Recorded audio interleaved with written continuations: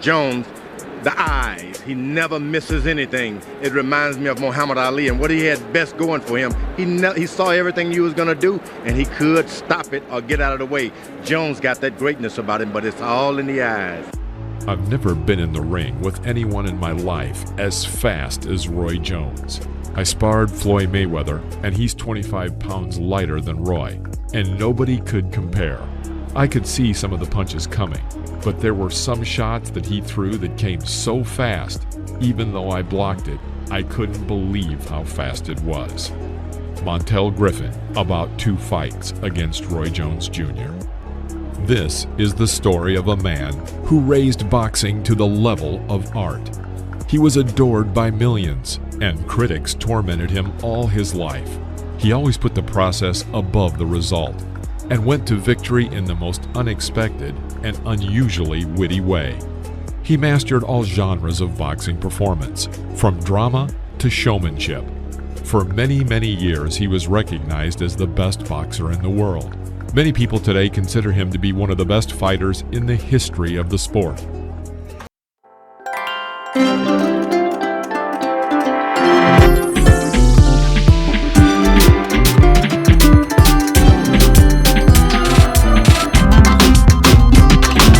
Man who combined the speed and reaction time of Muhammad Ali and the power of Mike Tyson. The boxer of the decade in the 90s according to Ring Magazine. The best boxer regardless of weight class in 96, 99, and in 2003. And the first person in the entire history of boxing who became the world champion in middle, second middle, semi-heavy, and heavyweight. This fantastic list of achievements was perfectly complemented by a gold medal in the 88th Olympiad in Seoul. But then Jones, who dominated the entire fight and finished in 3 rounds with a total score of 86-30, was simply robbed of his victory. Roy was the victim of a blatant conspiracy and bribery of the judges. His rival Park Si-hun, immediately after the fight, made it clear through an interpreter that he understood he had lost this fight, and Jones was a much better boxer. But the appeal was first rejected, and then, years later, they returned the well-deserved gold medal to Roy, when he was already the recognized champion of the world. Even before he achieved the status of the most formidable rival in the ring, Roy had fought 134 matches in amateur boxing, of which he won 121. But these are just statistics. In fact, at the start of his career, Roy risked getting lost among the mass of mediocre fighters. His father and part-time manager chose obviously weaker opponents for him, which among other things did not highlight his strengths, fantastic speed, and the power of his strikes. But over time, the boxer changed his coach and went on to fight and demolish more skillful rivals along the way.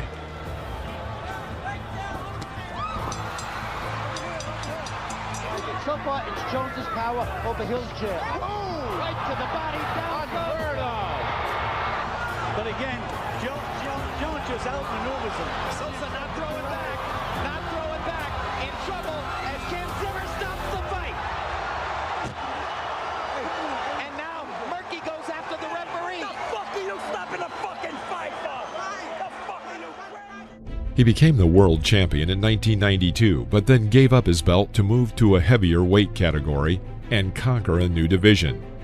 Most of his opponents were very brave and cocky right up to the fight, when Jones, without much difficulty, forced them to retract every word casually thrown earlier. In 1995, a remarkable fight took place against Vinny Pazienza, a stubborn, strong fighter with an incredible life story of a return after being seriously injured. We will highlight this fighter in a later video. At the beginning of the fight, Jones was fooling around, and Vinny was brave, showing determination in the face of a more talented and powerful opponent. But in the 6th round, Roy decided it was time to end the fight and knocked down Pazienza several times. Vinny himself later confessed, "It was the worst night of my life." Roy Jones is an incredible fighter with a fantastic talent, lightning fast. He could beat a fighter in any weight class. which he actually did later. It is over. Roy Jones Jr. has defended his IBF Junior Middleweight title. Jones didn't seem to know how to lose. Roy impressively, easily, and without constraint won the title of interim WBC World Champion and semi-heavyweight champion, and held a rating of 34-0 until March 1997. Jones fought his first title defense against Montel Griffin, who also had not known defeat in his 26 fights. Montel proved to be a stubborn opponent. For a long time the fight was equal, but in the 7th round, Griffin was knocked down, and in the 9th, seconds before the inevitable knockout, he dropped to one knee, but still received a couple of heavy punches from Jones. The moment was very controversial, and each of the boxers had their own opinion. Roy said that Griffin deliberately dropped to one knee to avoid the knockout. His opponent replied that it all happened by accident. Importantly, Roy Jones was disqualified for striking against the rules, and they took away his champion's belt. All of this, plus Griffin's accusations, and the behavior of his team members, who did not want to consider revenge as a priority for the next fight, made Jones angry. And that was the worst-case scenario for any of his opponents. Neither the public nor the experts had ever seen Roy Jones in such an angry mood. In the revenge match, Roy opened the first round with some very strong blows, full of speed, power, and accuracy, which first threw Griffin to the other end of the ring and then made him fall to the floor unconscious. Griffin is benefiting by it. Oh, what a left hook. What a left hook. Second. At the beginning of this video, we mentioned Griffin's quote about the lightning speed of Jones's hands. In our opinion, this is one of Roy's legendary fights, where he was collected, tuned, angry, and immediately destroyed his opponent. First round knockout, and it was a left uppercut. Unbelievable. After the fight, he told reporters, "You made me do it. I didn't want that." That was all Roy Jones. This is off Griffin with a half hook, half uppercut, a la Oscar De La Hoya. Jones' critics were especially annoyed by his superiority in the ring. It seemed that this man had no opponents at all. Many critics believed that it was time for Roy to leave the ring because no one was interested in watching him triumph over helpless opponents. Another showcase fight of Roy Jones's career was against Richard Hall in May of 2000. We have watched this fight on tape more than once and each time agreed with the broadcast commentators that this total beating should have ended much earlier than round 11. Moreover, going into the fight, Hall had 24 victories, of which 23 were completed ahead of schedule and 2 were knockdowns. But then he fought Roy Jones. It was a long 10-round destruction of Hall, who before the fight said he was going to show the world that Roy was an ordinary boxer and that he had just been fighting against comfortable opponents. Like all of Jones's offenders, Hall bitterly regretted what he said. Jones landed 320 blows throughout the fight. Hall connected only 106 times. Wayne Kelly looking and looking, but this is absurd. Stop the fight. Stop it, Wayne. Come on. This isn't competition anymore. This is a bloodletting. This is absolutely preposterous. Richard Hall should not be taking these shots. Thank God. How Richard stayed on his feet and how the referee allowed such a beating to continue is not clear. But Roy Jones himself once again proved that he was a superior fighter. Shouldn't have stopped the fight. But the sad thing about it, Jim, Then there was Roy's transition to heavyweight and the challenge of John Ruiz.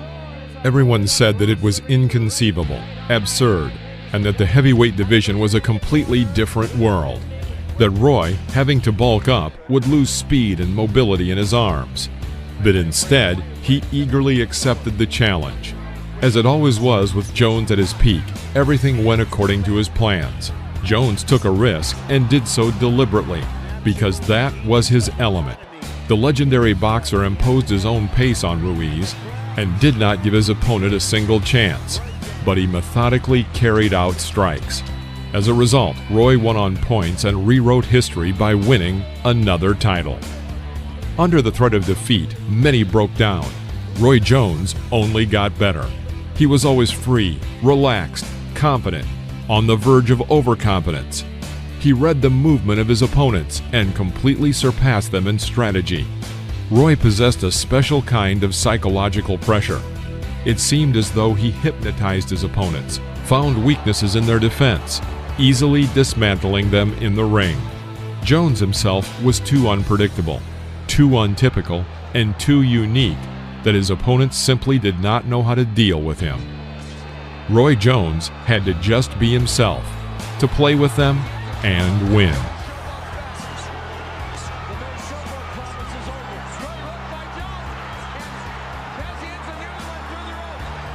Jones was also criticized for the fact that he was too reliant on his talent and would one day pay for it.